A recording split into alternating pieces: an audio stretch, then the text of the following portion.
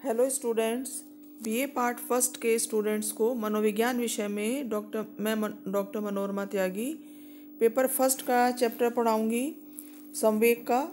इससे पहले वीडियो में मैंने आपको संवेग के बारे में बताया था। संवेग किसे कहते हैं, संवेग की परिभाषा क्या होती है और संवेग कौन कौन से होते हैं, इस बारे में जिक्र किया था। आज इस वीडियो में मैं आपको बताऊंगी संवेगों में कौन कौन से आंतरिक या आत्मगत परिवर्तन जिन्हें कहते हैं वो होते हैं। और इससे पहले वीडियो में संवेग के अंदर जो शारीरिक या बाह्य परिवर्तन होते हैं उनके बारे में, फिजियोलॉजिकल चेंजेस के बारे में चर्चा की गई थी। आज इस वीडियो में मैं आपको बताऊंगी कि आंतरिक परिवर्तन संवेगों की स्थिति में क्या होते हैं। जैसा कि आप लोग जानते हैं, संवेग जो हैं वो अनेक प्रकार के होते हैं, जैसे क्रोध, भय, आश्चर्य, ये सभी संवेग कहलाते हैं। और संवेगों की स्थिति में अनेक प्रकार के शरीर में परिवर्तन होते हैं। कुछ परिवर्तन ऐसे होते हैं जो बाहर से देखे जा सकते हैं।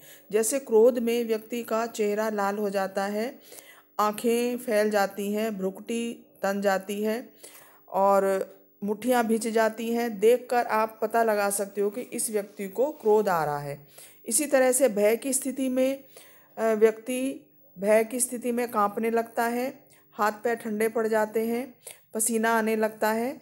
तो इन परिवर्तनों को देखकर हम बता सकते हैं कि कोई व्यक्ति भयभीत हो रहा है या नहीं हो रहा है। तो ये जो है ये परिवर्तन बाहरी परिवर्तन है जिनको हम देख सकते हैं। लेकिन शरीर के अंदर भी कुछ आंतरिक परिवर्तन होते हैं संवेगों के दौरान, जिनका व्यक्ति खुद अनुभव कर सकता है, लेकिन बाहर से ये परिवर्तन दिखाई नहीं देते हैं। तो इसमें जो सबसे पहला परिवर्तन है वो है हृदय की धड़कनों में परिवर्तन। देखा गया है कि जो संवेगों की स्थिति में जो हार्ट बीट है, जो हृदय की धड़कन है, उनमें परिवर्तन हो जाता है। हृदय एक मांसपेशियों का एक खोल होता है जो सिकुड़ता और फैलता रहता है, और इस सिकुड़ने को सिस्टोल और फैलने को डायस्टोल कहते हैं। और ये धमनियों द्वारा रक्त को संपूर्ण शरीर में फेंकता है और शिराओं द्वारा, वेन्स द्वारा शरीर के संपूर्ण भाग से रक्त वापस आता है। तो हृदय की मांसपेशियों में कॉन्ट्रैक्शन के समय कुछ विद्युतीय परिवर्तन भी होते हैं। इन परिवर्तनों को ईसीजी, इलेक्ट्रोकार्डियोग्राम के द्वारा नोट किया जा सकता है। प्रयोगों में देखा गया है कि भिन्न भिन्न संवेगों में हृदय में धड़कनों की जो गति है वो अलग अलग होती है। जैसे भय की स्थिति में हृदय की धड़कन बढ़ जाती हैं, इसी तरह से क्रोध की स्थिति में हृदय की धड़कनों में परिवर्तन देखा जा सकता है। तो इस तरह से हृदय की धड़कनों में संवेग के अवस्था में अनेक प्रकार के परिवर्तन देखे जा सकते हैं। दूसरा जो परिवर्तन है आंतरिक परिवर्तन, वो है रक्तचाप और नाड़ी की गति में परिवर्तन। ये देखा गया है कि विभिन्न संवेगों में रक्तचाप, ब्लड प्रेशर और नाड़ी की गति में परिवर्तन हो जाता है।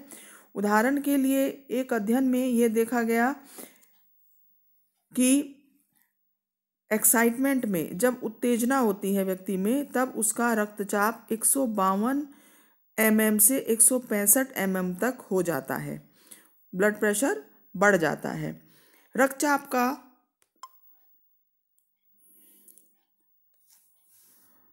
और नाड़ी की गति दो प्रकार की देखी गई है, कम नाड़ी की गति, अधिक नाड़ी की गति। कम नाड़ी की गति को डायस्टोलिक प्रेशर कहा गया है और अधिक नाड़ी की गति को सिस्टोलिक प्रेशर कहलाता है। और रक्तचाप का मापन करने के लिए जिस यंत्र का प्रयोग किया जाता है उसको स्फिग्मोमैनोमीटर कहा जाता है। तो सामान्यतः देखा गया है कि रक्तचाप का जो परिवर्तन है अनेक प्रकार के संवेगों में अलग अलग प्रकार से होता है। क्लिटमैन ने ये कहा कि निद्रा की अवस्था में व्यक्ति का एक्टिवेशन या उसका जो सक्रियकरण है वो कम हो जाता है और रक्तचाप, हृदय की धड़कन भी मंद किंतु रेगुलर होती है। इसी प्रकार से जो एक अन्य परिवर्तन है वो है त्वक प्रत्युत्तर में परिवर्तन। Changes in galvanic skin response, या जिसको GRS शॉर्ट में कहा जाता है, कि ये देखा गया है कि संवेगों में सक्रियकरण का स्तर का पता लगाने का जो सर्वश्रेष्ठ सूचक है वो GSR है। GSR के संबंध में दैहिक शास्त्रियों ने का मत जो है वो एक सा नहीं रहा है।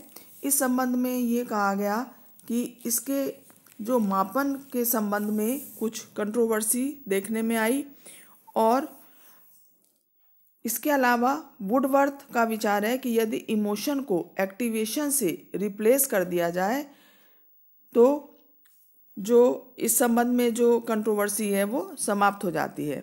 ये देखा गया कि घृणा की अवस्था में त्वचा में रोमांच और रोंगटे खड़े हो जाते हैं।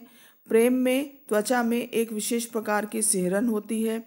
इस तरह से अनेक प्रकार के त्वक संबंधी परिवर्तन संवेगों में देखे जा सकते हैं। इसके अलावा जो अगला जो परिवर्तन है वो है नाड़ी संस्थान में परिवर्तन। नर्वस सिस्टम में भी परिवर्तन होता है संवेग की अवस्था में।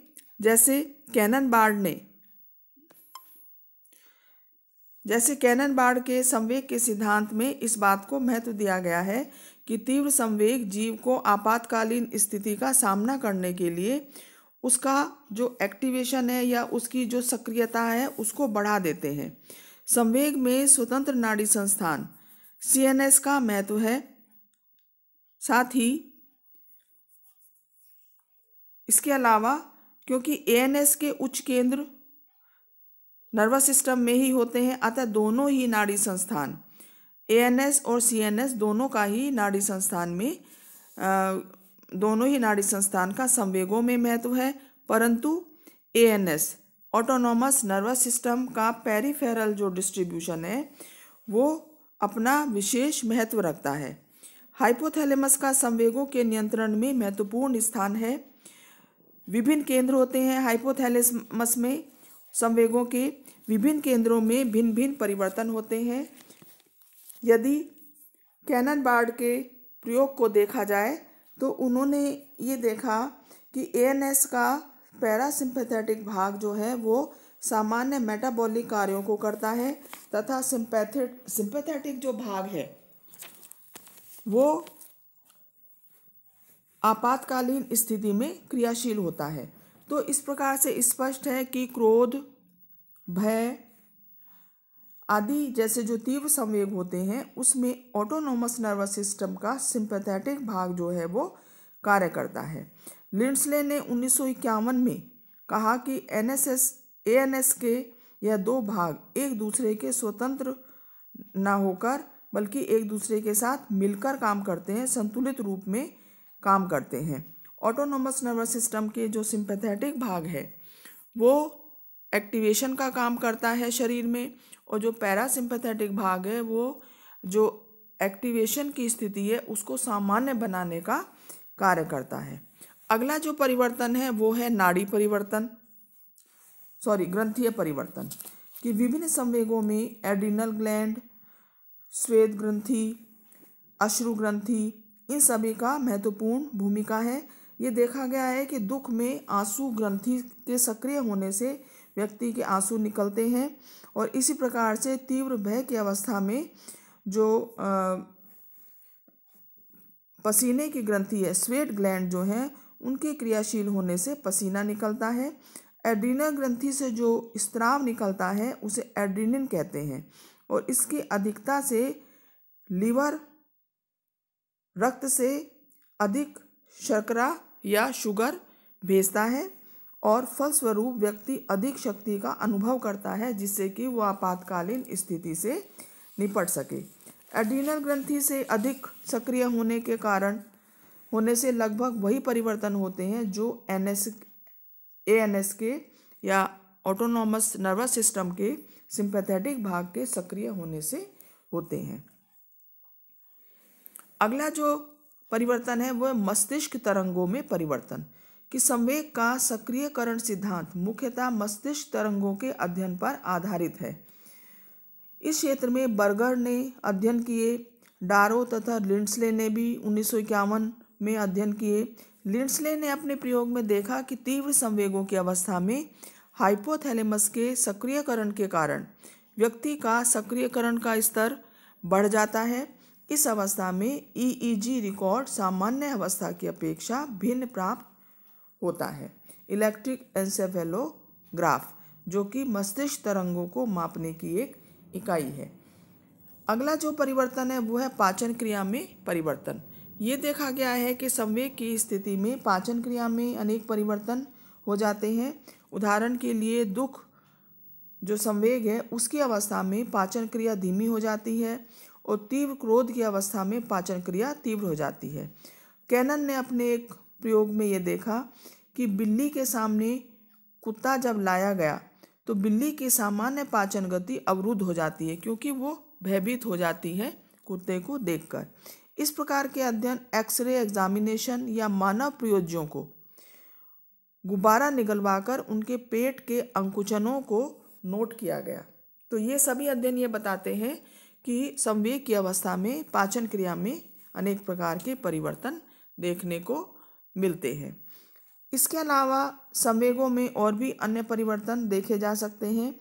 जैसे एक्स ने 1951 में अपने प्रयोगों में ये देखा कि तीव्र संवेग में प्रयोज्य के हाथ और मुंह का तापमान जो है वो कम हो जाता है।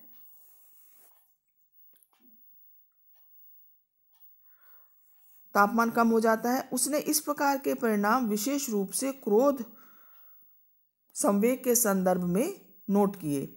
क्लाइंटमैन ने अपने प्रयोगों में ये देखा कि कुछ तीव्र संवेगों में क्रियाशीलता बढ़ने से तापमान की उत्पत्ति अधिक होती है, अतः शरीर का तापमान घट बढ़ सकता है। इसलिए ऐसे संवेगों में मुंह का तापमान एक विश्वसनीय माप माना जा सकता है। इसी प्रकार से बिटरमैन ने अपने अध्ययनों में देखा कि तनाव और संवेगात्मक स्तर की वृद्धि के साथ साथ जो आई ब्लिंक है, मतलब पलकों का झपकने की जो क्रिया है, उसकी मात्रा में परिवर्तन हो जाता है। तो इस प्रकार से अनेक अध्ययन ये भी बताते हैं कि संवेगों की अवस्था में रक्त और शरीर के अन्य तरल पदार्थों में अनेक महत्वपूर्ण परिवर्तन होते हैं। ये परिवर्तन शरीर रसायन के नाम से जाने जाते हैं, बॉडी केमिस्ट्री के नाम से जाने जाते हैं। इसके अलावा श्वास गति में परिवर्तन हो जाता है संवेगों की स्थिति में। कभी यह तीव्र और कभी यह मंद हो जाती है। दुख संवेग में नाड़ी की गति धीमी होती देखी गई है। कुछ भय संबंधी परिस्थितियों में उपस्थित होने पर श्वास की गति कुछ सेकंड के लिए बंद सी हो जाती है। मनोवैज्ञानिक अध्ययनों में अक्सर श्वास गति का मापन जो है वो यंत्र के द्वारा किया जाता है, जिसको नीमोग्राफ के नाम से जानते हैं। और दूसरी विधि भी वॉल्यूम रिकॉर्डर विधि है। इस विधि में प्रयोज्य द्वारा निकाली हुई हवा का मापन करके श्वास गति का मापन किया जाता है। इस विधि का प्रयोग अक्सर चिकित्सा के क्षेत्र में किया जाता है। श्वास में प्रयोज्य द्वारा ग्रहण की हुई हवा को उसकी शारीरिक क्षमता की कसौटी भी माना जाता है। तो इस प्रकार के अनेक अध्ययन ये बताते हैं कि श्वास गति में परिवर्तन हो जाता है। न्यूमोग्राफ विधि के द्वारा पेट और छाती की गतियों के मापन के द्वारा भी श्वास गति का मापन किया जाता है। इस विधि में प्रयोज्य के पेट और छाती पर एक विशेष प्रकार की पेटी बांधी जाती है। यह बेल्ट जो होती है खोखली और लचीली होती है, अतः छाती या पेट की गति के साथ फूलती और पिचकती है। इस बेल्ट का संबंध काइमोग्राफ से संबंधित एक पॉइंटर से होता है और पेट या छाती की गतियां जो हैं वो काइमोग्राफ के पॉइंटर पर अंकित होने लगती हैं। पेट या छाती की श्वास से संबंधित